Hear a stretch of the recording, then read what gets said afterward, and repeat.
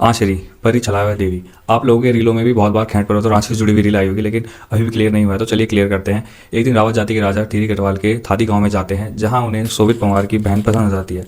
कुछ समय में उनसे शादी करके उनको घर लेकर जाते हैं, जहाँ पे कुछ टाइम बाद उनकी 9 बेटियां पैदा होती है।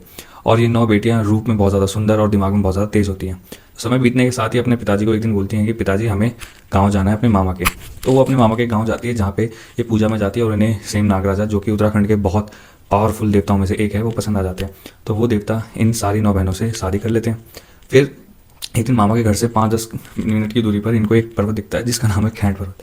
तो ये जब वहाँ पे घूमने जा रहे होते हैं, तो वहाँ पे एक राक्षस आ जाता है जो इन पर अटैक करने वाला होता है, लेकिन तुरंत उसी समय वो सेम नागराजा, जो कि बहुत पावरफुल देवता है, वो वहाँ पर आ जाते हैं और इन बहनों को रक्षा करते हुए उन जो राक्षस था, उस राक्षस को इनका क्षेत्रपाल यानी रक्षक बना देते हैं। तो उस समय से ये परियां उस गांव में रहने लगी। अब जब ये अपने मामा के वहाँ रही, तो वो गांव बहुत तेज़ी से फलने फूलने लगा, वहाँ की खेती बढ़ गई और गायों ने दूध ज़्यादा देने लग गए।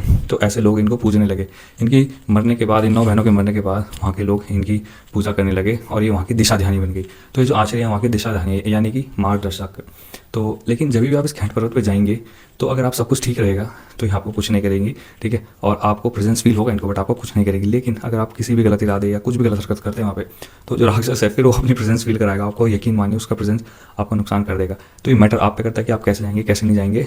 और बताइए मेरे को, क्या इस स्टोरी जानने के बाद आप वहाँ जाना चाहेंगे या नहीं।